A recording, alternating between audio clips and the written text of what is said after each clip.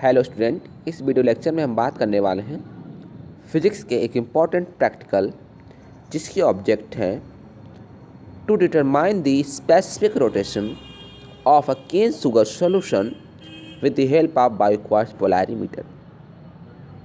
हमें cane sugar solution का specific rotation निकालना है with the help of biquartz polarimeter. आइए जान लेते हैं क्या क्या ऑपरेटर्स यूज होते हैं इस एक्सपेरिमेंट में। हमें पोलैरिमीटर दिया जाता है with a sensitive detecting device, a source of white light, 100 CC का एक बीकर मिलता है आपको, एंड रीडिंग लेंस। आपको रीडिंग लेने के लिए आपको एक रीडिंग लेंस दिया जाता है। स्पेसिफिक रोटेशन निकालने के लिए हम किस फॉर्मूले का यूज करेंगे आइए जान लेते हैं। Formula used, S equal to theta by L into C, जहाँ इसकी यूनिट है डिग्री पर डेसीमीटर पर ग्राम पर सेमी क्यूब, जहाँ पर where S specific rotation of cane sugar solution, L है लेंथ ऑफ द ट्यूब, आपको जो ट्यूब दिया जाएगा जिसमें आपको सॉल्यूशन फिलअप करना होगा उसकी लेंथ है, सी क्या है concentration of cane sugar solution, theta क्या है एंगल ऑफ रोटेशन। तो देखिए आपको यस निकालने के लिए क्या क्या चाहिए, थीटा चाहिए, एल चाहिए, सी चाहिए। तो आइए जानते हैं हम कैसे थीटा एल एंड सी निकालते हैं, जिसके लिए हम बनाएंगे ऑब्जर्वेशन टेबल। ऑब्जर्वेशन टेबल में देखिए मैंने ऑब्जर्वेशन में क्या क्या लिया है, लेंथ ऑफ ट्यूब, आपको जो ट्यूब दिया जाएगा आप उस ट्यूब का लेंथ मेजर कर लिख लीजिएगा। मैंने मेजर किया तो जिसकी लेंथ आई है 2 डेसीमीटर। आइए जानते हैं concentration of cane sugar solution. तो concentration of cane sugar solution जो कि आया हुआ है 0.05 ग्राम पर सीसी, 0.05 ग्राम पर सीसी। आइए हम जानते हैं इसको कैसे निकाला गया है, 0.0 ग्राम पर सीसी आया हुआ है। देखिए स्टूडेंट, इसको निकालने के लिए हमने जो शुगर लिया है उसकी जो मास है वह कितनी है, उसकी मास है, mass of sugar equal to लिया गया है 5, कितना लिया गया है 5 ग्राम कितना लिया गया स्टूडेंट 5 ग्राम। और जो हम सॉल्यूशन लिए हैं उसकी जो वॉल्यूम है, उसकी वॉल्यूम कितनी है, सॉल्यूशन की वॉल्यूम जो कितनी है वो है 100 सीसी। तो कंसंट्रेशन क्या होगा, concentration of cane sugar solution equal to mass upon volume. तो मास कितना है 5, वॉल्यूम कितना है 100, तो कितना हो जाएगा 0.05 ग्राम पर सीसी। तो ये हो गई आपकी कंसंट्रेशन ऑफ सॉल्यूशन। ठीक, आइए अब हम जानते हैं list count of 1 year scale. तो हमें 1 ईयर स्केल का लिस्ट काउंट निकालना होगा, जिसको निकालने पर आया हुआ है 6 मिनट। आइए जान लेते हैं कैसे निकाला गया है least count of 1 year scale. देखिए वॉल्यूम ऑफ वॉल्यूम ऑफ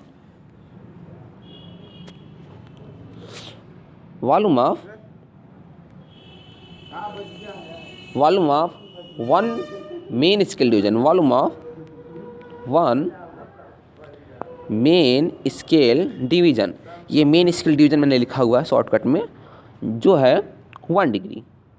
कितनी है 1 डिग्री। तो number of block in 1 year scale division, ये 1 ईयर स्केल डिवीजन लिखा गया इक्वल टू कितना है आपकी 10। Volume of 1 main scale division equal to 1 degree है, number of block in 1 year scale division equal to 10 है। तो लिस्ट काउंट क्या होगा, L C least count equal to main scale division MSD main scale division upon 1 scale division होता है। तो main scale division कितना है आपका 1 डिग्री और 1 ईयर कितना है 10। तो 1 डिग्री इक्वल टू 16 मिनट और 10, तो 10 हम 60 डिवाइड करेंगे कितना आएगा 6, तो 6 मिनट।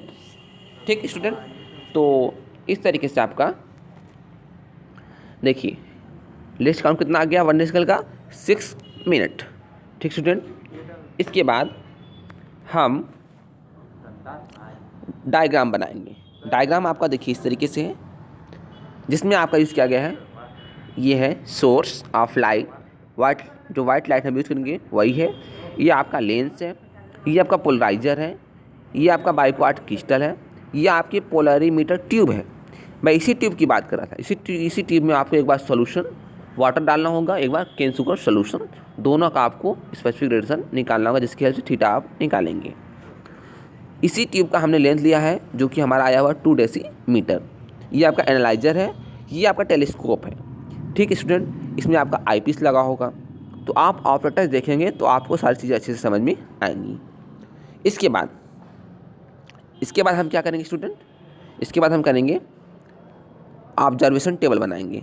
तो ऑब्जर्वेशन टेबल में हमने यहाँ पे देखिए बनाया हुआ है ये टेबल। मैंने वहाँ पे मैंने ऑब्जर्वेशन लिया, जिसमें मैंने लिस्ट काउंट निकाला है, वॉल्यूम लिस्ट काउंट निकाला है, लेंथ निकाला है और कंसंट्रेशन ऑफ केनसुकर सॉल्यूशन निकालना है।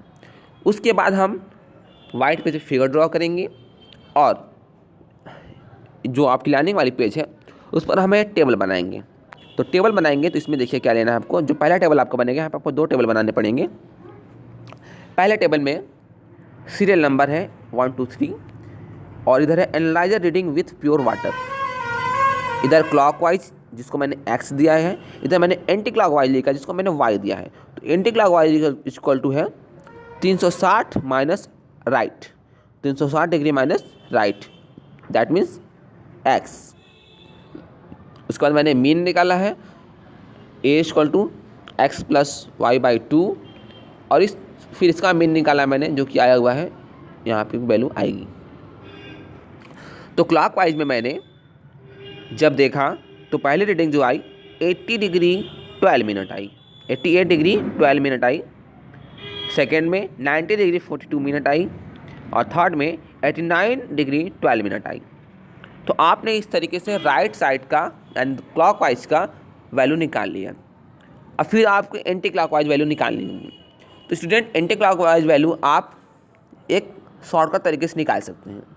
आपको कुछ नहीं करना है, आपकी जो क्लॉकवाइज रीडिंग आती है उस क्लॉकवाइज रीडिंग में आप 180 ऐड कर दीजिए।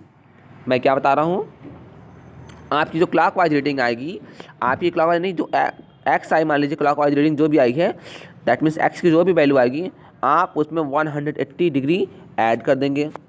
जो भी वैल्यू ऐड करने पर आएगी, मान लीजिए वाई जेड, ठीक है, तो उस जेड को आप राइट मान लीजिएगा और उसे 360 में से माइनस कर दीजिएगा। मेरे कहने का मतलब है कि आपकी क्लॉकवाइज जो भी वैल्यू आए उसमें 180 ऐड कीजिएगा, फिर उसको 360 में से माइनस करके एंटी क्लॉकवाइज वैल्यू लिख दीजिएगा।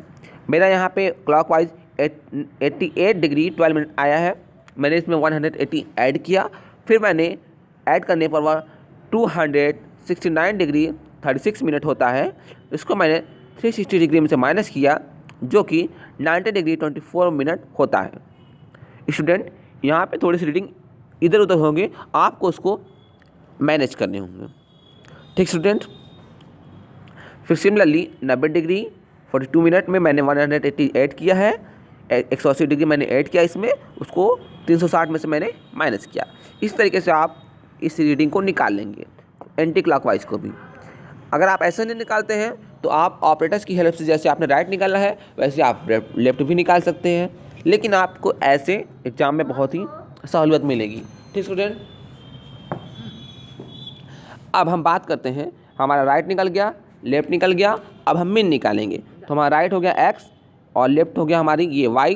तो राइट और लेफ्ट यानी कि एक्स प्लस वाई जोड़ कर 2 से इसको डिवाइड कर देंगे। तो हमारा राइट कितना आया 88 डिग्री 12 मिनट और लेफ्ट कितना आया 90 डिग्री 24 मिनट। इन दोनों को मैंने ऐड किया, फिर 2 से डिवाइड किया, तो 89 डिग्री 18 मिनट आ गया है। सिमिलरली आप नीचे वाला भी ऐसे करोगे और पॉइंट नंबर 3 भी ऐसे ही करोगे। फिर आपकी ये पूरी मीन आ जाएगी। इस मीन का आप मीन लोगे, ए निकालोगे, दैट मीन्स तो आपकी कितनी आएगी 89 डिग्री 26 मिनट। ठीक स्टूडेंट, और देखिए आपने ये जो रीडिंग लिया है, ये रीडिंग जो ये टेबल आपने बनाई पहले टेबल, यह टेबल विथ प्योर वाटर थी। दैट मीन्स आपने ट्यूब में केवल सादा पानी भरा हुआ है, उसमें आपने शुगर नहीं मिलाया है। फिर आप यही रीडिंग शुगर सॉल्यूशन के साथ लोगे, तो शुगर सॉल्यूशन के साथ लेने के लिए आपने कंसंट्रेशन कितना बनाया हुआ है 0.05 ग्राम, तो आपने शुगर 5 ग्राम लिया है, 100 cc वाटर लिया है, जिससे आपकी कंसंट्रेशन कितनी हो गई 0.05 ग्राम। तो उस कंसंट्रेशन के साथ आप रीडिंग लोगे, ना कि प्योर वाटर के साथ, जिसके लिए मैंने सेकंड टेबल बनाया है जो कि नीचे दिया गया इस तरीके से है। इसमें पहला लाइन है आपका सीरियल नंबर है 1 2 3, फिर आपने सेकंड लाइन लिखा है कंसंट्रेशन ऑफ सोल्यूशन ग्राम पर सीसी में है, 0.05 ग्राम पर सीसी है। फिर इधर मैंने टेबल में लिखा है analyser reading with cane sugar solution, यहाँ मैंने क्या लिखा था analyser reading with pure water, यहाँ पे आप लिखोगे analyser reading with cane sugar solution, जिसमें क्लॉकवाइज रीडिंग लेनी है, आपको एंटी क्लॉकवाइज रीडिंग लेनी है। सेम प्रोसीजर फिर आपको वही करना है, आप क्लॉकवाइज रीडिंग ले लीजिएगा, उसमें एक जो भी आए आपकी क्लॉकवाइज रीडिंग आप उसमें 180 डिग्री जोड़ कर उसको 360 में से माइनस कर देंगे तो आपकी एंटी क्लॉकवाइज रीडिंग आ जाएगी। फिर इस तरीके से आप क्लॉकवाइज निकाल लीजिएगा, एंटी क्लॉकवाइज निकाल लीजिएगा, फिर इस क्लॉकवाइज और इस एंटी क्लॉकवाइज का मीन निकाल लीजिएगा, आपकी इस तरीके से तीनों मीन आ जाएगी। ठीक है, जैसे ही आपकी मीन आती है आपकी ये क्लॉकवाइज ये एंटी क्लॉकवाइज रीडिंग आ जाएगी, फिर उसके बाद आप क्या निकाल लेंगे मीन निकाल लेंगे। जैसे ही आपकी तीनों मीन आ जाती है फिर इस तीनों का आप मीन निकालेंगे तो आपकी ये आ जाएगी। फिर इस तरीके से आपकी मीन आ जाएगी, फिर आप क्या करोगे इसके बाद देखिए आपकी मीन ए आ गई है, यहाँ पे क्या आ गई मीन बी आ गई, ये मीन आपकी ए हो गई, ये मीन आपकी बी हो गई। तो आपको निकालना है थीटा, तो आप क्या करोगे ए माइनस बी कर दोगे, तो ये माइनस बी करोगे तो थीटा की वैल्यू निकल जाएगी, ये ए हो गई, ये आपकी ए हो गई, ये आपकी बी हो गई। तो ए माइनस जब हमने बी किया यहाँ पे तो हमारी डिग्री कितनी निकल गई थीटा की वैल्यू, थीटा की वैल्यू यहाँ पे निकल गई है, समझे, थीटा की वैल्यू निकल गई। तो थीटा की वैल्यू निकल गई तो हम यहाँ से एस की वैल्यू आसानी से निकाल सकते हैं। तो आइए देखिए मैंने एस की वैल्यू कैसे निकाली है। देखिए हमें थीटा कितना मिला है यहाँ पे स्टूडेंट, थीटा हमें मिला है 6.82 डिग्री। तो आप एस इक्वल टू फॉर्मूला क्या था theta by L into C, degree पर डेसीमीटर पर ग्राम पर सेंटीमीटर क्यूब। तो थीटा कितना आया हुआ है 6.82 डिग्री, उसको ऊपर रखिए। लेंथ में कितना निकाला था 2 डेसीमीटर, तो आपने 2 डेसीमीटर लेंथ निकाल लिया,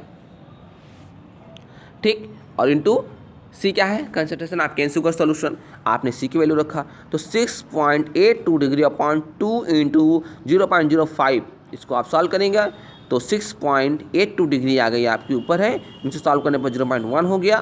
फिर इसको सॉल्व किया गया तो 68.2 डिग्री पर डेसीमीटर पर ग्राम पर सेमी क्यूब, ये आपका कैलकुलेशन आ गया। दैट मीन्स किसकी वैल्यू हो गई आपकी एस की, ठीक स्टूडेंट। तो आपकी एस की वैल्यू हो गई। कैलकुलेशन होने के बाद आप क्या करोगे प्रिकॉशन लिखेंगे, रिजल्ट लिखेंगे और प्रिकॉशन लिखेंगे। तो रिजल्ट आप क्या लिखेंगे, देखिए रिजल्ट आपने लिखा the specific rotation of cane sugar solution was found to be 68.2 degree पर डेसीमीटर पर ग्राम पर सेंटीमीटर क्यूब, ये आपकी रिजल्ट हो गई। फिर आप लिखोगे क्या प्रिकॉशन, प्रिकॉशन में मैंने पहला पॉइंट लिखा है, फिर दूसरा पॉइंट लिखा है, फिर तीसरा पॉइंट लिखा है। पहले पॉइंट में क्या लिखा है मैंने प्रिकॉशन में there should be no air bubble in tube while filling it with solution or distilled water. जब आपने ट्यूब लिया, जब आपने इस तरीके का आपको ट्यूब दिया जाएगा तो देखिए आपकी ट्यूब की थोड़ी डिज़ाइन इस तरीके से होगी, यहाँ पे थोड़ा सा उभरा रहेगा इस तरीके से। तो इस ट्यूब में जब भी आप वाटर डालिएगा तो या डिस्टिल वाटर या वाटर आप यूज करते हैं तो उस वाटर डालने के बाद ट्यूब में बबल्स नहीं होने चाहिए, नहीं तो आपको एनालाइज करने में प्रॉब्लम होगी। फिर आपको क्या करना है दूसरी पॉइंट में while taking one set of observation the polarizer should not be disturbed।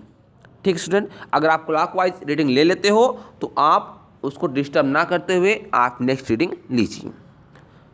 Next point मैंने क्या लिखा है, the cap of the tube should not be tied beyond a limit as it may strain the glass.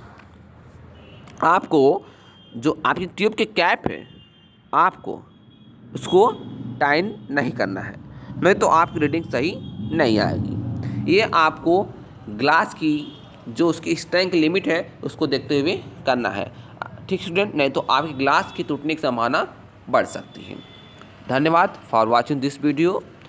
और किसी भी topic पर अगर आपको वीडियो चाहिए तो प्लीज़ कमेंट बॉक्स में ज़रूर बताएं। हमारे चैनल को सब्सक्राइब